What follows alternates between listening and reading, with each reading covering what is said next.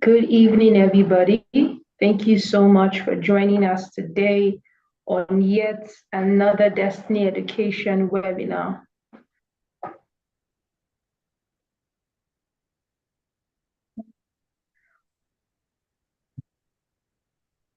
Good evening, Maya.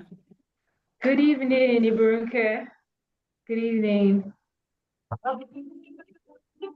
Oh, fantastic. It's good, so good to have you here with us today. So good to be here. Thank you so much for the invitation. Thank you, thank you, thank you. So we're going to start in a couple of minutes. Okay.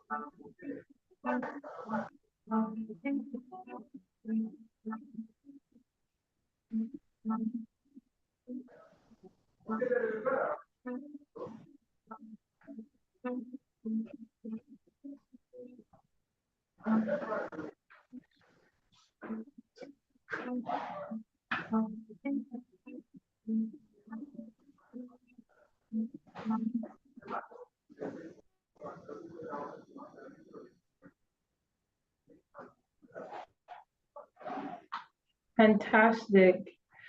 All right.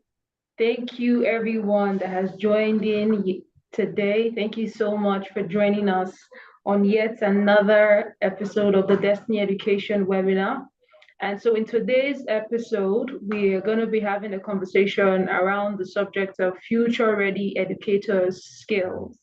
And today, every single person on the call will be learning from a reputable education specialist, Iberunke Olurotimi. She has been an education specialist specifically within the edutech space for over a decade. So trust me, you are in today to glean from her wisdom and her industry expertise. So first things first, I'm just going to talk a bit about Destiny Education, who we are, our partner university, before we commence the conversation with Iburunke. So Destiny Education, we are a higher education grant sourcing agency with our offices in Delaware, the US, and also in Benin City, Nigeria. And we've been in operation since 2019. What we basically do is that we help Africans access grants to attend any of our partner university at a highly subsidized rate of 90% off of the tuition. And so you'd be able to receive the same kind of degree as though you had gone on ground. We work with a couple of universities in the US, and one of the things that we pride ourselves in is that the partner universities that we work with, that they are industry relevant curriculum, and we typically focus on in-demand skill sets for professionals, right? And so the beautiful thing about our programs is the fact that the programs are online, so you don't necessarily need to disrupt any part of your life to be able to acquire a higher degree. So whether you're working, you're doing business, regardless of the part of the world where you are, you're able to access a grant and then take advantage of it.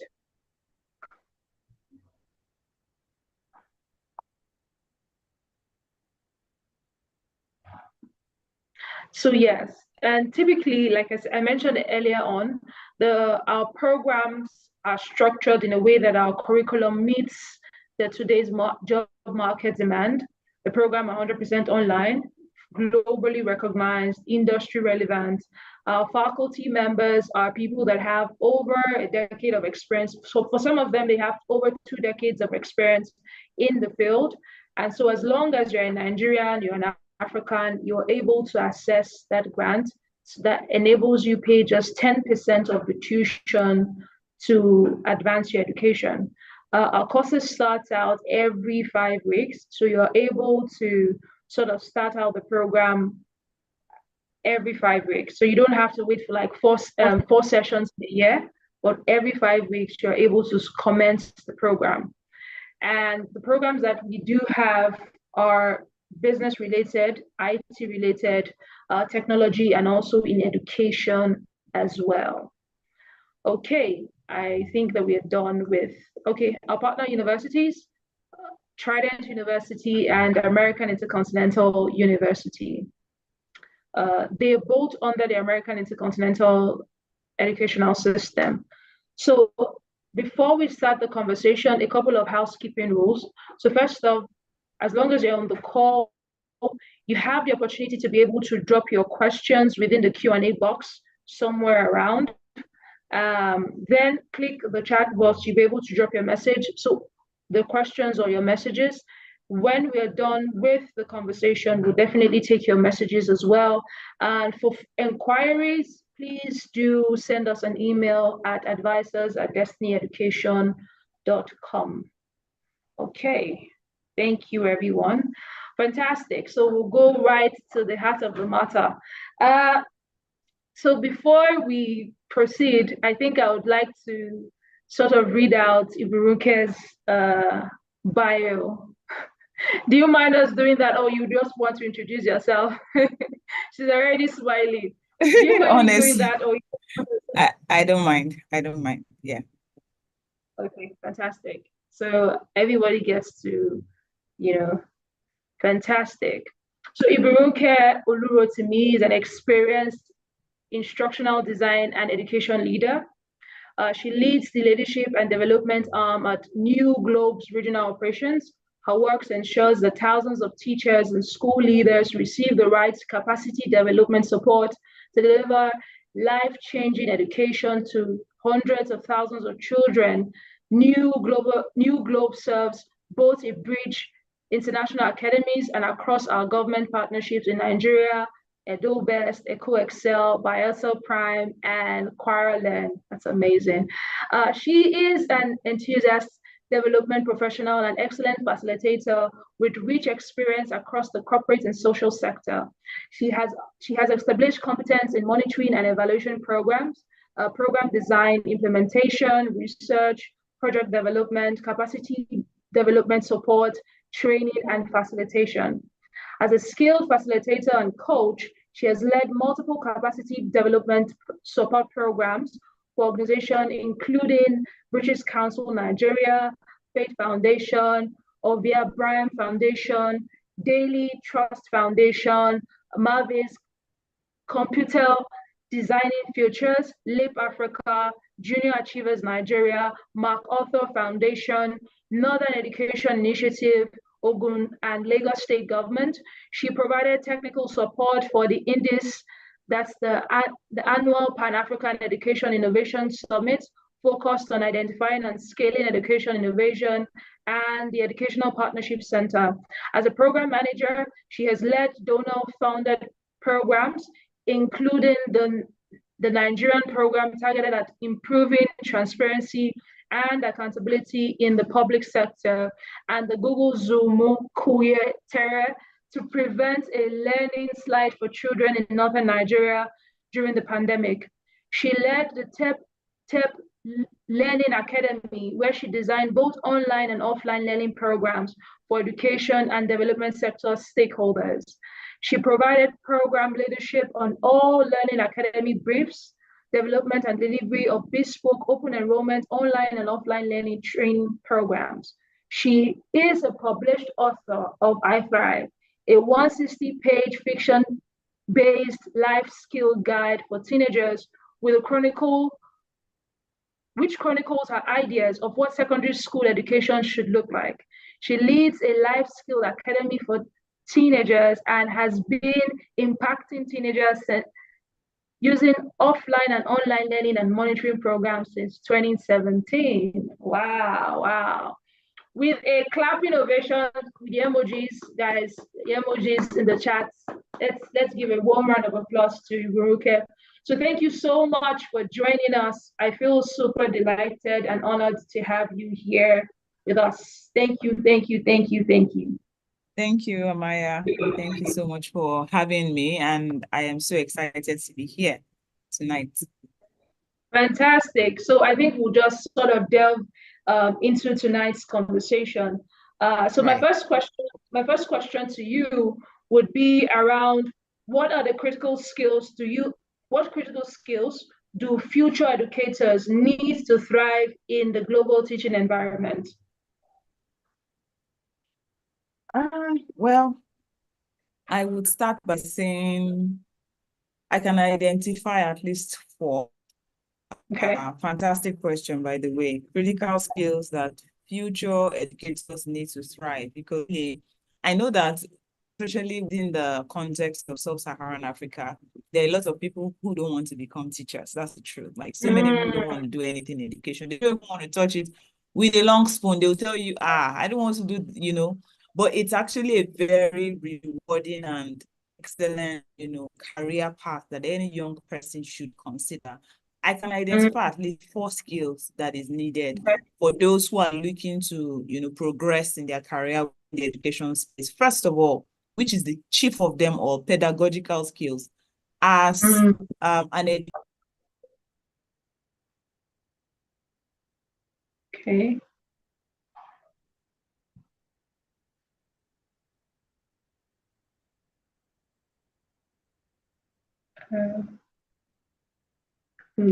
Okay, I'm not certain. Okay. So we sort of lost you for a moment. I'm back.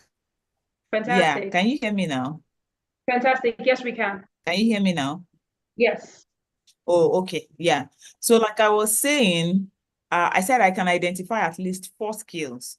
The Okay. chief of them all is pedagogical skills. Like that is the heart of teaching and learning. As a teacher or an educator, it is something that you cannot afford to play with.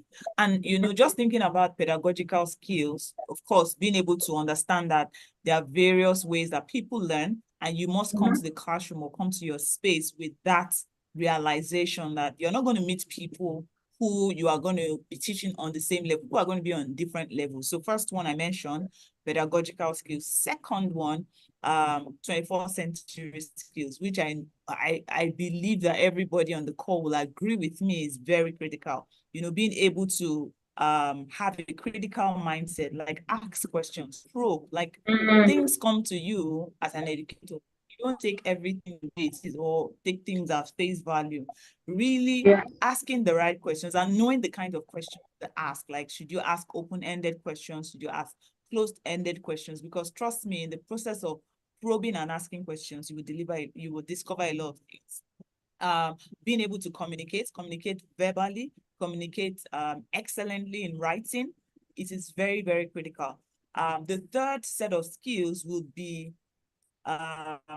technology skills. This one is a game changer and something that is critical for every future educator, because we know that the future is tech. As a matter of fact, the present is tech. So imagine what the future is going to be like. And as an educator, you must embrace the use of technology, being comfortable using technology in your classroom. Either you're teaching adults or you're teaching children, being able to infuse technology into what you do, understanding the use of learning management systems, knowing how to use technology that can help you enhance teaching and learning within your classroom. For example, now what we're doing tonight, I believe that a lot of people are going to be learning from this, and this is pure online learning. As an educator, you must be, adept at using all of these tools. Like, you must get comfortable with using it. The fourth set of skills, which I believe is also going to change the game for anybody who is looking to progress in their career in education are soft skills. For example, time management. As a teacher in a school, for example, like in a primary school within the K-12 system, you have about 45 minutes to 1 hour to deliver every lesson that comes to you on a daily basis. How do you manage your classroom? How do you manage your time? How do you manage your work schedule? Considering the fact that apart from teaching, you still have some other responsibilities that you have to carry out as a teacher. So those 4 set of skills that I mentioned, pedagogical skills, technology skills, 21st century skills, and finally, the soft skills. So I believe that those are critical skills that every future education should begin to consider developing if they want to really go far within the space. Amaya?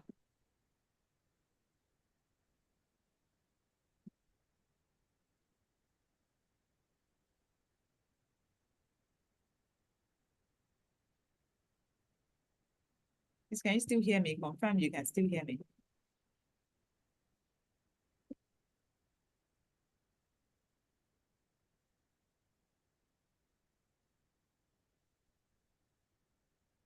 Okay.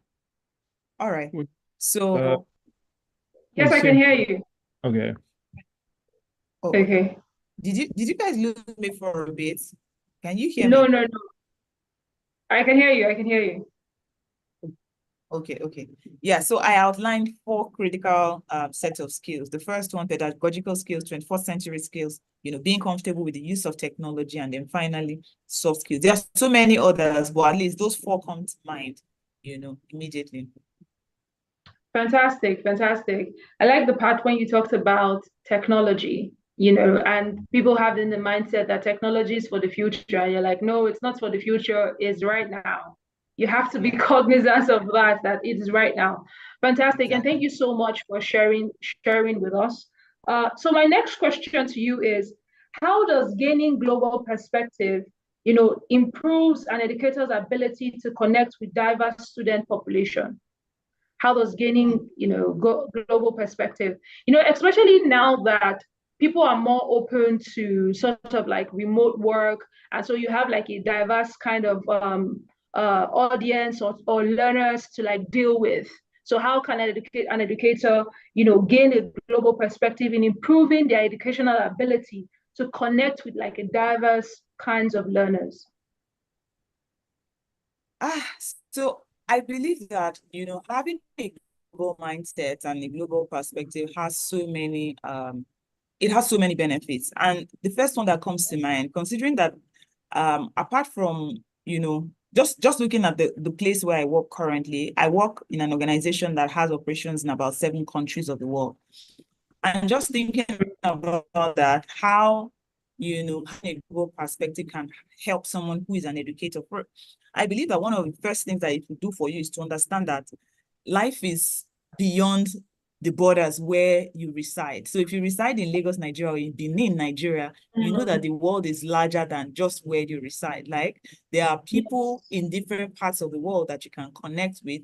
They have varying contexts, different backgrounds, different realities.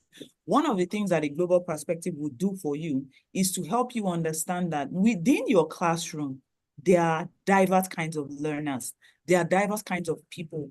And just coming to the classroom or coming to your space with that mindset helps you to begin to think about how you can help each and every one of them.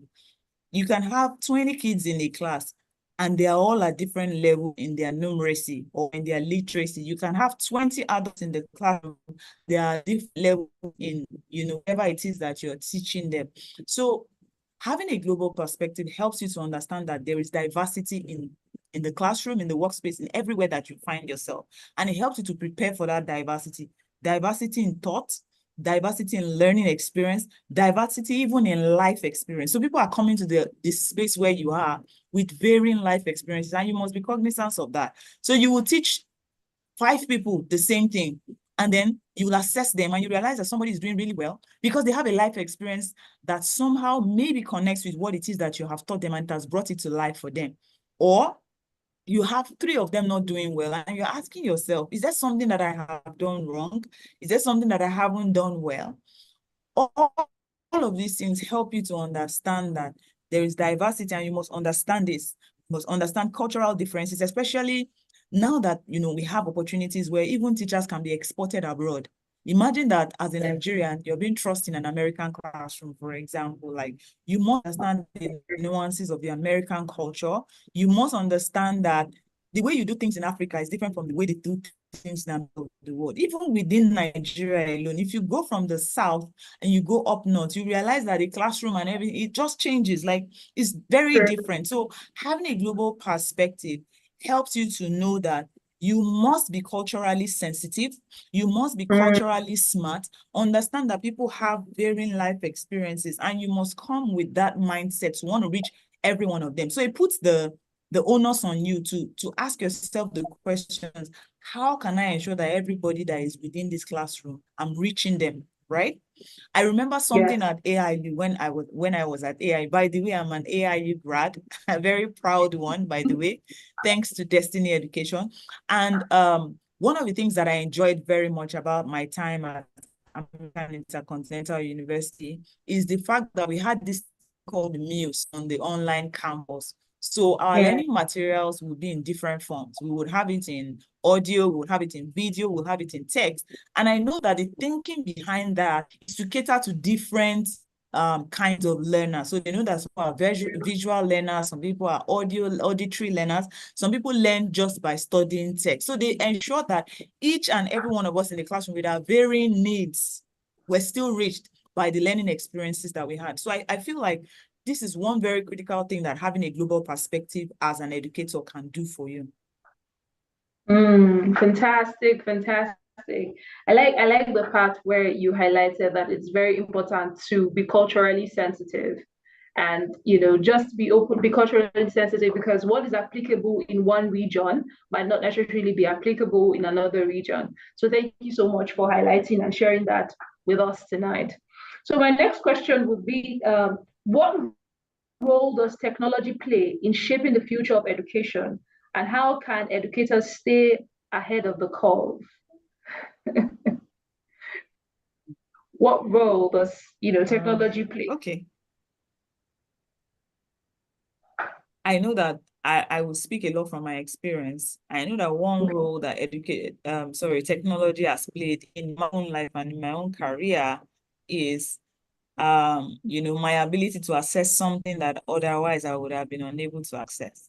So I will tell you a bit of my story. In 2018,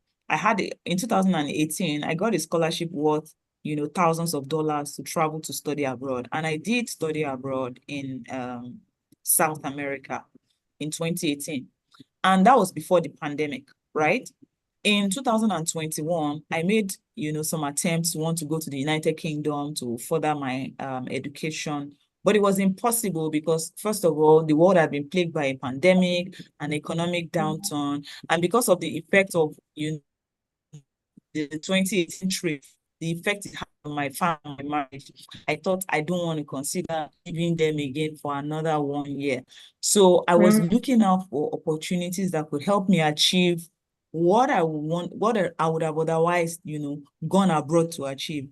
And Destiny Education brought it to me. Like, this is one of my proudest achievements, being able to complete a master's program with a very challenging role, at work, as a mother, as a wife. Like, it's so amazing how I have been able to achieve that just because I leverage technology. And I feel like so many other people, especially people who really want to take education as their career, should consider.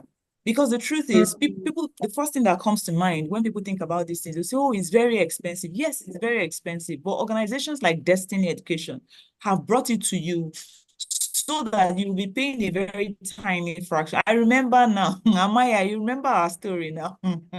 You remember that time, how it encouraging me, how I felt like it was just so much stress, how you kept holding my hand, how you kept, encouraging that I shouldn't give up. And I'm happy I never did, because looking at what the exchange rate is like today, I'm just really grateful, that I did that when I did. And it has been very, very useful for me in my career, I must say. So what I'm trying to say in essence is that do not wait until you have all the money to say you want to travel to America or you want to travel to the United Kingdom to have it. You can have a master's degree right here in Nigeria. You can have, that degree of your dreams while you're here in Nigeria. That's one thing that I feel like technology can do, for educators. It can also help with even the way you present your learning content. Like there's so many things I learned at my time when I was studying for my master's at AIU, using technology to enhance my content to my audience, using technology to design courses, the use of learning management systems. These are things that educators cannot run away from because, like I said, it's not just the show, it's the today. So imagine that my son, for example, and my daughter, who are like preteens and a teenager, they have a teacher who teaches them, and we have never seen him. He teaches them online. We saw him online, engaged him online. He's been teaching them online, and it's been, a very impactful journey. What I'm saying in essence is that educators must take advantage of technology. The time where teachers run away from technology has passed. Now you must embrace it. You must use it. You must use it to enhance, how you teach, and you teach. Even if you're teaching children, you must embrace technology in how you teach. Think about creative ways of how you can present what it is that you are presenting so that your audience can get it better. Because I believe that I'm not only speaking to those who are in K-12, I'm also speaking to those who are also in higher education. So you can't even be a lecturer of today, like a teacher of today, and say that you're running away from technology. No, you can't do that because there are so many benefits that it can deliver to you as an educator. And how can you stay ahead of the curve? I believe that one of the ways you can stay ahead of the curve is to be a curious person, like to keep asking questions, to keep doing research. How can you become better? I'm a fantastic teacher, but every day I keep asking myself, what can I do better so that the next time I step, into that space as a facilitator, as a class, I'm doing it with so much passion. I'm doing it because I'm very well informed of global trends, and I'm using the right strategies and tools to ensure that I'm passing across my message to my audience. So I feel like, those are the thoughts that come to my mind. Fantastic, fantastic. Thank you for sharing that insight with us. I 100% agree with what you said. That technology is an enabler. Just like you highlighted, you wanted a degree that was international, but you didn't want to just, leave your family, leave your work, and just, disrupt your life system. But you leverage on technology and you were still able to get the same value of education. So thank you also for sharing that. And you've already shared a bit of your AIU story, but the next question I'm about to ask you, it's also, somewhat around that conversation. So from your experience as a graduate of AIU's Masters of Education program, please share how an international education degree can help educators adapt to the changing educational trends and standards. How my time at AIU can help. Sorry, can you go through that question again? Okay, from your experience as a graduate of AIU Education Master's Degree Program, right? Your Master's in Education, right? Says, please share how an international education degree can help educators adapt to the changing educational trends and standards. Okay, fantastic question. My time at AIU has had a big impact on my life, no doubt. Even though I have some experience, studying internationally and also working in an organization that is cross-cultural and, international. I feel like my AIU experience was just like an icing on the cake for me because I have never learned in such a diverse classroom as what we AIU. One of the very first things that I would tell you that, my time at AIU taught me is, global perspectives to education. I remember so many case studies that we had to go through, and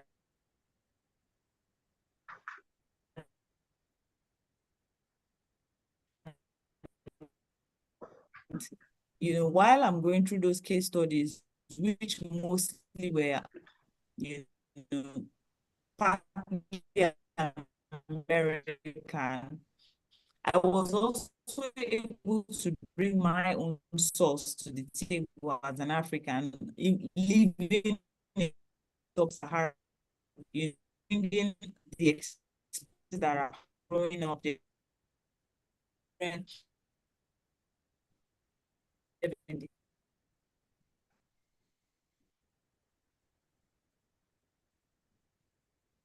aspect that you're not for that from other states.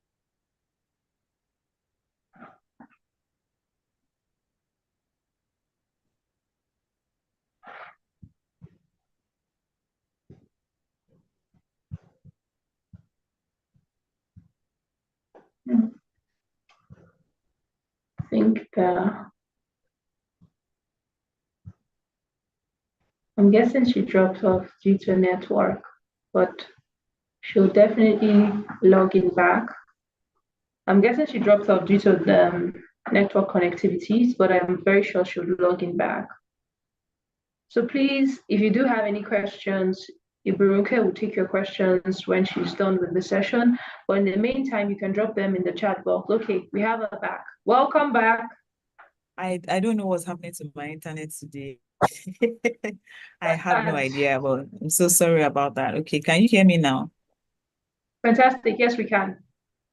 Okay, I don't know where you missed me, but I was talking about, what my time at AIU taught me and Yes. how Yes. I feel like it has put me in touch with global education trends. I think that one of the biggest lessons that I also learned at AIU is how to be culturally sensitive, especially in the classroom. There were so many things that I learned. In Africa, we come from a culture where we believe that, oh, when children get to school in the morning, there's a way they greet their elders, there's a particular kind of expectation from a child that is born in an African home. And then I imagine that I'm in a classroom where I have to teach children from different cultures. Like, there are different things we see that I do not need to be offended by if I understand and I am culturally sensitive about some of these things. Yeah. The way Africans believe that, oh, you are the second parent of a child. If a child should do so and so, you can discipline them. In some cultures, it's not allowed, it's not acceptable. All you can Yeah. do with that child is to dialogue or, show them something without necessarily being. I am actually an advocate of, engaging children in dialogue and helping them see rather than, the use of corporal punishment, which, by the way, doesn't even yield any results. I'm just using that as an example that we need to be culturally sensitive. And I feel like that's one of the trends, this trend about diversity, inclusion, and equity, ensuring that everybody in your classroom has a level playing field, irrespective of where they are in their learning. Is something that is foreign to the African culture or the African classroom. We believe that a teacher comes to the class and there are 10 pupils in the class and it teaches everybody blankets, like everybody the same thing. And you are wondering why at the end of the term or at the end of the academic year, those children are not doing well because you never really personalized anything. Everything was just blanket. You were not inclusive. You were not out to think about those who were not at the level where you were teaching at. You were not open to ensure that they were getting what it is that you were putting out. So those are the critical things that I learned there were so many things I learned, by the way, but just for the purpose of this question, inclusion is one thing that I learned, cultural sensitivity, global perspective, and also learning about education systems in different parts of the world and how people learn generally based on their context. Fantastic, fantastic. So if I was to summarize what you just highlighted, it's more like it gave you a holistic view as being an educator, a holistic view, a holistic paradigm. Fantastic, Yeah. fantastic. So my next question would be, what emerging trends in education should educators be aware of as they advance in their career? What are the emerging trends? I know that you've been an expert in this field for over a decade. what are the emerging trends that you foresee happening that educators should sort of be aware of? Uh, one of the topmost ones that come to mind for emerging trends, which I feel like in some parts of the world are not, there are no more emerging trends. It's artificial intelligence. Like every educator must be aware Mm, of, this thing called AI, how to use it mm, responsibly, and also how to ensure that those that you are teaching are also using it responsibly. Because the truth is, we can't run away from it. AI yeah, is great, right? It provides yeah, us with a lot of solutions, but it should not replace human thinking. That is my yeah, own, perspective to it. As an educator, AI can help you work really smart. Like there are some AI tools that help you with organizing your work, not necessarily providing you with new information, because information is everywhere. You can find it on Google, you can find it on, books, databases, and things like that. Artificial intelligence can do a lot for you if you use it responsibly. So as a teacher, you must be cognizant of that. And if there's any teacher now that does not understand that the children that you are teaching, even if they are in kindergarten, they're using AI, you are deceiving yourself. Really. Because now, even Mark Zuckerberg has made it so easy. Now we now have Meta AI on our smartphones. You know yeah, how scary that can be for anyone who is a teacher. But teaching your children that, or teaching those who, especially if you are teaching K-12, to make them understand that yes, artificial intelligence is good, but it's also important that we use it responsibly. Another thing that educators can also take as an emerging trend, because I know that this one is not very common in Nigeria, is virtual reality, where yeah, people can get to experience something before they experience it in real life. I'll give you an example. There was a time I saw something online that, talked about um experiencing skydiving or something like that. And it's something I really want, because I really want to do skydiving at some point in my life. But I've told myself that I want to experience it via virtual reality. If I don't die, then I'm going to do it in real life. Because I feel like the same kind of emotions that because I've done virtual reality travel before, and it was just like real. Like I traveled from here to China and I was seated in one spot. Like it was me and my children. We went to a game city and we experienced that. What I'm saying in essence is that educators need to experience these things and they need to embrace it. I imagine that I go into a classroom now and I want to teach children about the ocean, about mm, how there are diverse kinds of animals in the ocean. And I give everyone, that I don't know what it's called now, to go VR through it and they glasses, say, yeah, yeah, the VR lens. And all the children are like, oh, I love it. They haven't been there in real life, but they've been there in virtual reality. Imagine the kind of mm, learning that can do for those set of children, right? I yeah, haven't been to yeah, China, but I've been to China, through virtual reality. So as a teacher, this is an mm, emerging trend that I feel like you should be aware of and you should be on top of. Let me give you another example. During my time at AIU, we were taught something called virtual worlds. And in that virtual worlds, there was this particular example of an organization that was being trained in fire safety. And then right after the mm, training, they all went into the virtual world to actually do a simulation of how they would behave when there is a real fire in the organization. Like like I was so blown away by that technology innovation and what that can do. Imagine that we have these kinds of technology, and the truth is we will still have it in Africa. Yeah, we might not have it now, but it's always good for you to be ahead of the curve, understanding that as a teacher, you must know these things. Imagine that one of your kids come to the classroom and they tell you these things, and you're wondering, what's virtual reality? But if you were a curious person, you would have found out that it's something called virtual reality. So I feel like yeah, educators must be open to learning about what are emerging trends, what are the things that are happening in the world. And that's why, even though we are playing in the local space, we must be global in our thinking. Either we are teachers, we are lecturers in higher institutions. We keep asking ourselves and keep probing. Like I said at the beginning, we must be very curious and inquisitive so that we continue to learn in the interest of the people that we are serving. So I'll stop here so that I don't, use this question to take all the time. fantastic, fantastic, fantastic. Thank you for sharing that insight. Thank you for sharing that insight. So my next question to you is, how can educators leverage higher education programs to specialize in curriculum development, education technology, and education leadership. I think that sometimes when people tend to say, oh, they want to do an education program, most times people are very keen about just the leadership aspect. They're not too keen about, the technology aspect of it. But this question says, how can educators leverage higher education program to specialize in either curriculum development, education technology, or leadership? Like, So I would say, first of all, I have had the opportunity to study locally, right? And this is not even to say local education is bad, really. People do what works for them. I've had the opportunity to study for a postgraduate diploma in education, and I've also had yeah. the opportunity to study for a master's degree abroad. And they are Mm-hmm. two different things, if you get what I mean. So I Yeah. believe that one of the ways in which the masters in education degree, especially with specializations in technology, what it can do, there are so many things that you will be taught. It's not just the basics of education like we do here, right? You will start from the basics.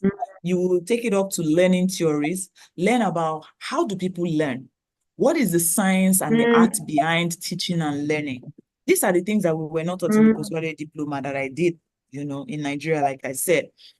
It will then take it a notch higher by teaching you about learning management systems, by teaching you about how you can adapt technology into your classroom, even if you're teaching K-12. I keep saying this because people feel like if I'm teaching children, I don't need technology. That's not true. Like, you need technology at every level of teaching. So what I'm saying in essence is that um, an higher education program, particularly an international degree, will expose you to all of these best practices we've been talking about, like global best practices, being ahead of the curve, like cultural sensitivity. Some of the things that I've even shared about my experience at AIU are the things that I believe that an international education degree can do for anybody. So people Yeah. should, begin to dream bigger. Begin to dream bigger, really, because your dreams are valid. I remember 2 years ago when I was still contemplating, oh, should I not? Oh, how would I do it? Oh, my life is full. Oh, this is 2 years after. And that chapter of my life has passed. Now I'm looking to step up into the doctorate of education, space now. That's what I feel like is the next level. And I know Amaya is looking at me that, I've been talking to you about this one. So what I'm saying in essence is that it will help you specialize. So it will help you Yeah. understand the space that you want to operate in. For example, I took the specialization in instructional design and technology because I knew that I wanted to position myself in that space, and education technology was something that I was deeply interested in. So it was just a marriage made in heaven for me. I feel like there are some people who might want to specialize in curriculum development, or some might want to specialize in education leadership or educational Yeah. leadership, as the case may be. So the international degree, what it will do for you is to help you choose, in these pathways that I have mentioned, and be able to go deeper, because what you're going to learn as someone who is studying instructional design, or who is studying educational leadership, or who is studying curriculum development, at some point it's going to be different.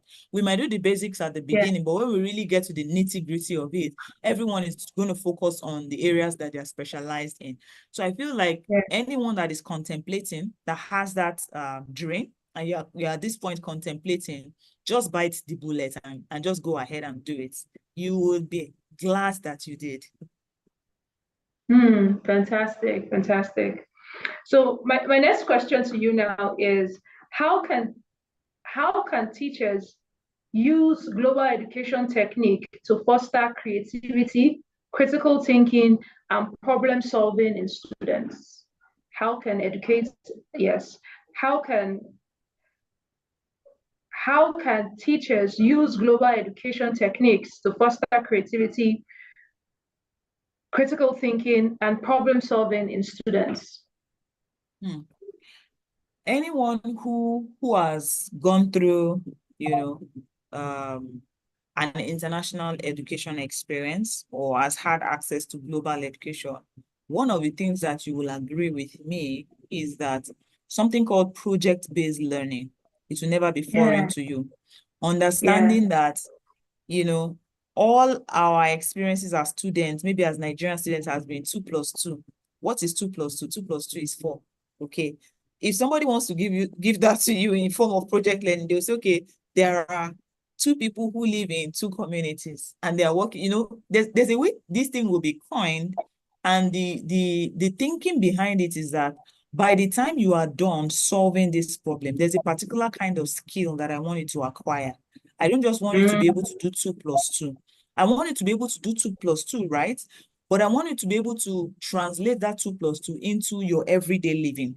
So Yeah. application of what it is that you are learning, not just going to school to learn, academics or really. So I feel like as educators, one of the ways you can foster creativity is to use project-based learning, use case Mm, studies, use case mm, studies, and you make your classroom such a place that children are willing to come. People are willing to come to your classroom because they know that they will find the answers that they are looking for. Not necessarily because you give them the answers, but because they know that mm, when they come into their group, into their space, they're collaborating, they're problem solving, they're finding answers to their problems by themselves. And in the process of doing all of those, they are gaining valuable skills that you're not even teaching them directly, yeah. like actively. You're not saying, oh, today our lesson topic is going to be problem solving. No, but you are giving them activities. You are making them intentionally do things that will help them begin to solve problems in real life. Another thing Yeah. that teachers can do is to expose them early to this thing called sustainable development goals. When Mm, children or, when young people understand that there are goals that drive the activities of every country, every continent, or every part of the world, they yeah. are more likely to want to situate themselves within the context of those goals. Let me give you an example. You want to teach children about climate action, and you know that climate action is something that is very key in the world today. And you are showing Yeah. them how, what you're teaching them is connected to the sustainable development goals. So the children are beginning to think, I'm a change maker. How can I think of the simple practices that we practice in my home, like ensuring that if we have plastic bottles, we're not just throwing them in the trash, but we are reusing them so that it doesn't destroy the environment. Those kinds of things. Exposing, Yeah. that's one of the things that global education can do for you. So exposing the children or the students or the learners in your care to all of these kinds of learning helps them to, boost up their creativity and their problem solving capacity and potential. So I will stop here for now. Fantastic, fantastic, fantastic. I like the part where you talked about incorporating the SDGs, and just helping the learners see that they are change makers. Because giving them that notion or that perspective about themselves, it sort of makes them think differently about situations, about issues, about challenges. So thank you so much for sharing that. And so this would be my final question to you. And I think this is the one question most people are looking forward to, like, okay, even though I get a global education, how do I network? How do I leverage on that, da, da, da, da, da? So this will be the question. How can educators build a network of global connections that will enrich their teaching career and open them to new opportunities? How can educators build a network of global connections that will enrich their teaching career and open them to new opportunities? I keep thinking about my time at AIU, and I keep using my story because that, of course, that's what I have. One of the things that I feel like educators can do to be able to Yeah, use an international education to their own advantage, because for everything that you do or every endeavor, there must be a purpose to it, and there must yeah, be effort. There's that element of you putting in the effort of really wanting to true. do the work. One of the Yeah. things that you must do, you must build a network because you can't be Mm, alone. So mm, in this education space, there are different networks that educators can avail themselves of. There's a network mm, called T4. There's a mm. network called T4. Yeah. There are different networks. I can't even begin to mention all of them. So you must seek out your own people. So for example, on the AIU graduate alumni, we also have a group, right? Just like the same way you Mhm. have your, oh, we went to Obafemi Awolowo University together in 2000 and so we have our group. Yeah, so you have your group where you keep leveraging the knowledge and the skills of the other people that you learn together, who, by the way, are in different parts of the world. So imagine that you have Yeah. something that you want to do in your classroom tomorrow, and you throw it open to the group that, guys, I know you're in America, you're in Jamaica, you're in Japan. Can you tell me, like, what would you do if this happened in your classroom? You'll be shocked at how many people are willing to help you with that thing that you're, about to carry out in your classroom. So you can leverage those kinds of networks. So as an educator, number one, you must be open to learning, and you must be open to new experiences so that you can begin to see what is happening in the world and not think that everything is just about, you and that your tiny space or that your tiny school. You must take advantage of attending events, conferences, both Yeah. locally, virtually, like this webinar now.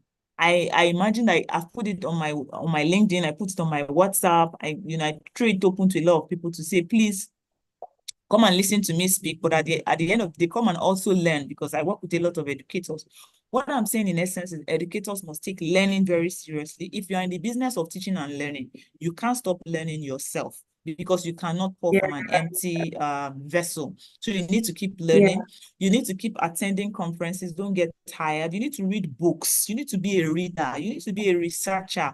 You need to be curious. You also need to identify people. LinkedIn is a very powerful resource. There are so many people I have on LinkedIn. I've never met them.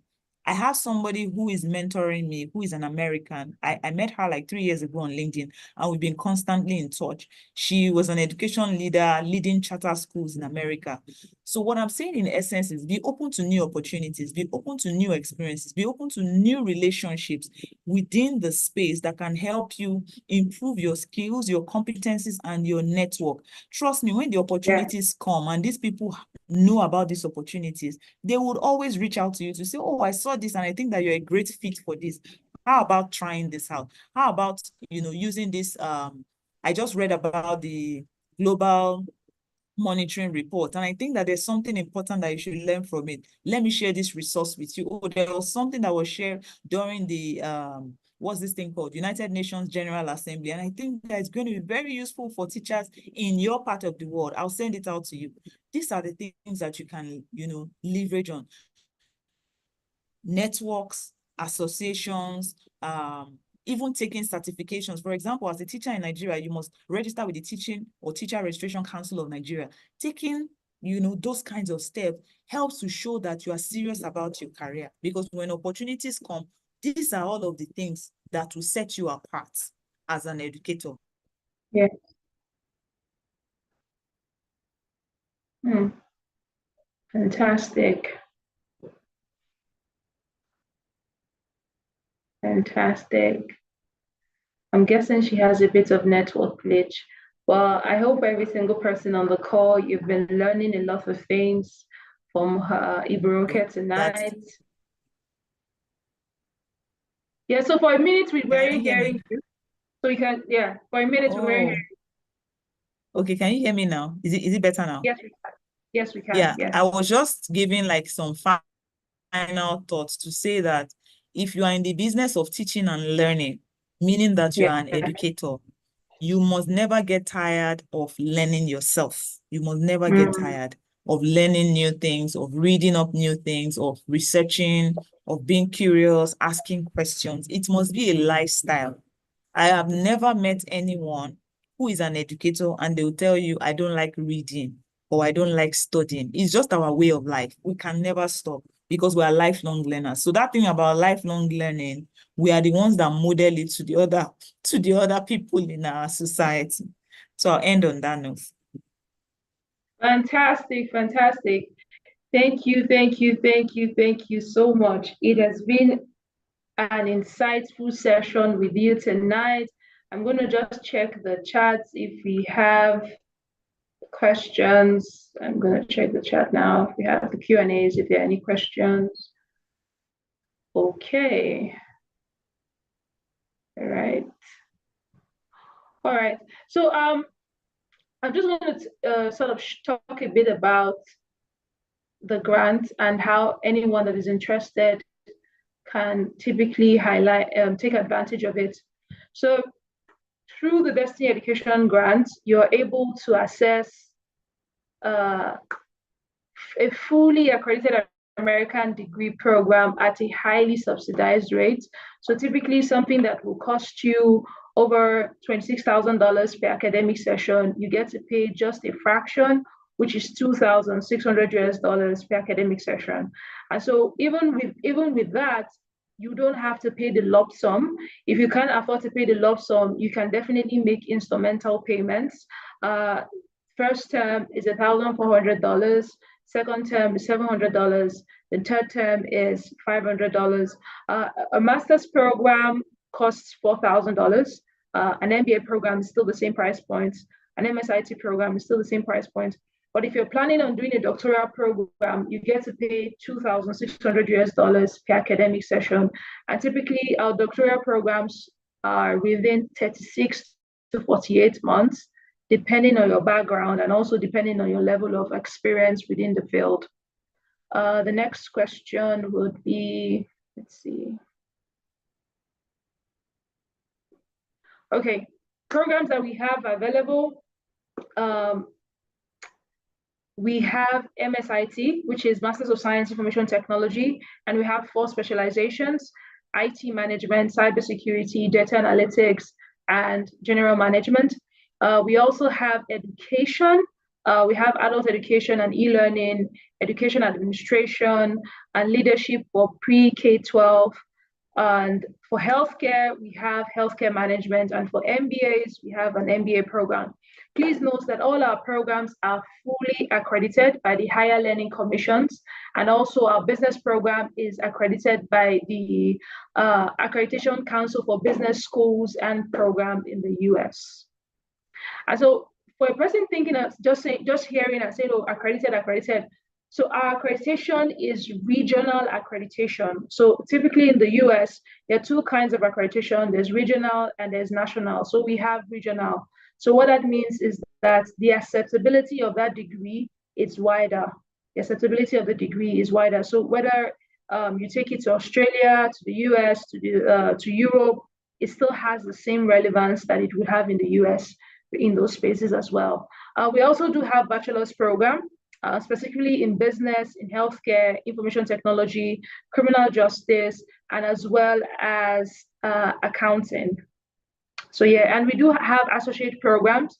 Associate programs is what you would typically say in Nigeria, it's the diploma programs, but it's the associate programs, and it's for 18 months. Our bachelor's programs is for 36 months, which is 34 months, which is less than 3 years.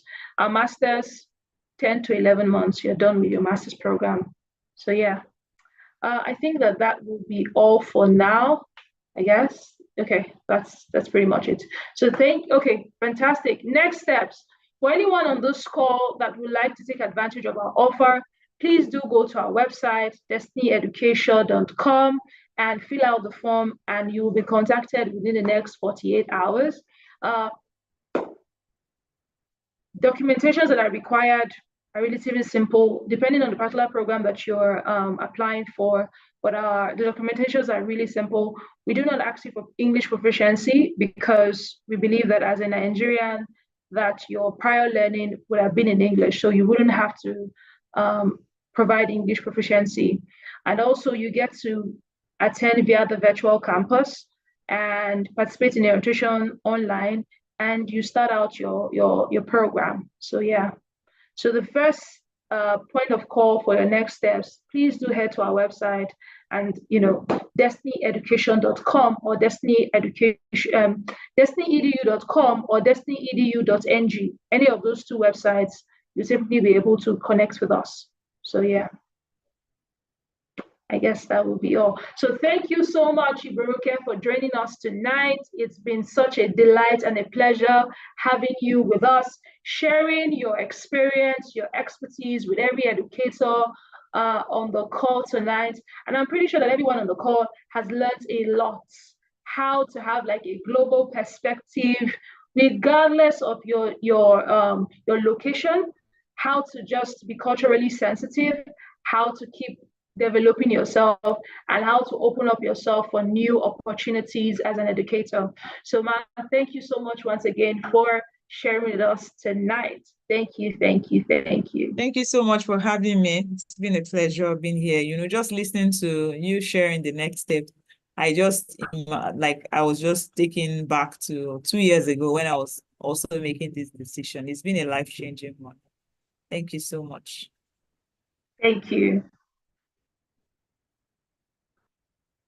At Destiny Education, we provide individuals with a life-changing opportunity to obtain a bachelor's, master's, up to a doctoral degree from an American accredited university with a cost of just 10% of the entire tuition. We want to enable you to achieve your career goals and land you on your dream job. Every one of us at Destiny Education want you to be confident and get a world-class education that'll set you up for success. Don't let the high cost of tuition hold you back from pursuing your dreams. Apply through Destiny Education today and let us unlock the fullness of your potential. This is your opportunity to change your life and the lives that you love.